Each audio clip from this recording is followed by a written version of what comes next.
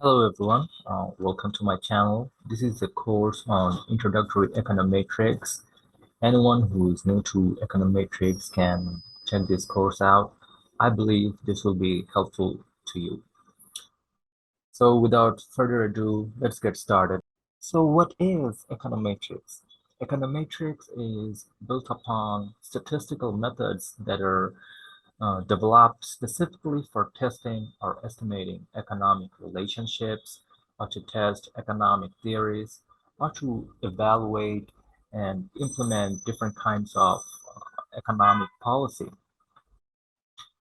Econometrics is mostly used for macroeconomic events, for example, like forecasting of inflation rate or interest rate or GDP. However, it's not only limited to macroeconomic events. It's used in a wide array of microeconomics events as well. For example, in development economics or labor economics, and the list goes on and on. For example, if you want to estimate the relationship of political campaign expenditure on voting outcomes, we can use econometrics. Or if we want to estimate the effect of schools funding on students' performance, we can also use econometrics as well.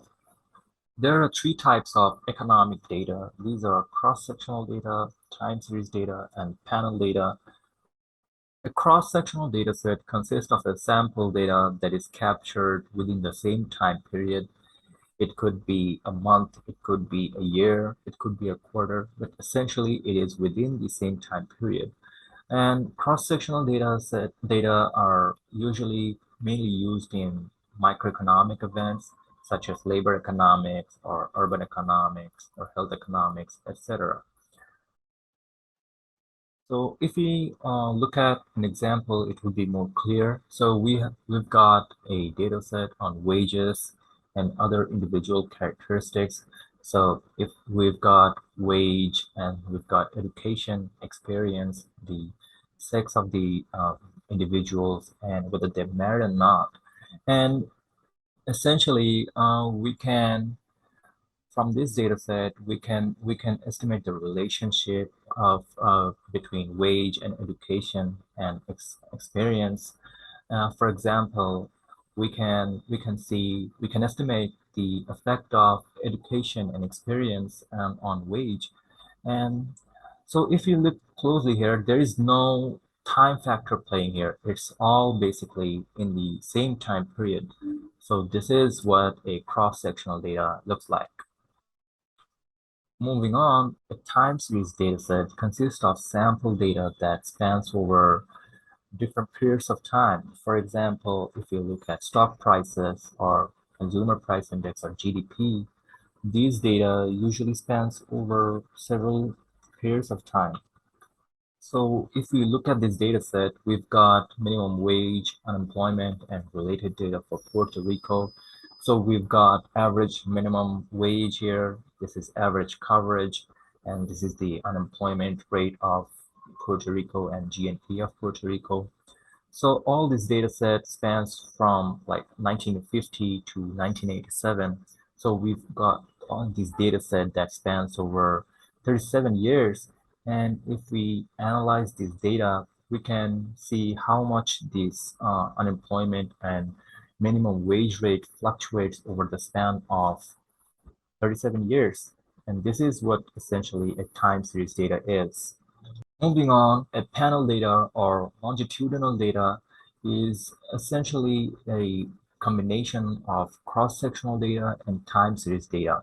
So this consists of a time series data for each cross-sectional member in the data set. For example, if we take a data set that consists of wage, education, and employment history for a set of individuals followed over a 10-year period, this can be classified as a panel data because the set of individuals are staying the same and they're spanning over a 10-year period. So if you look at an example, this will be more clear. We've got a 2-year panel data set on city crime statistics. As you can see from this data set, we've got crime statistics for 150 cities here. And if you look here, you've got City 1 and the crime statistics of City 1 in the year of 1986. And we've also got crime statistics for the same city in 1990. And the same goes for City 2, and this goes on and on to City 150. So essentially, we've got the 2-year data for 2-year data for crime statistics for different cities. So essentially, we've got a combination of cross-sectional data and time series data. So this is what a panel data looks like.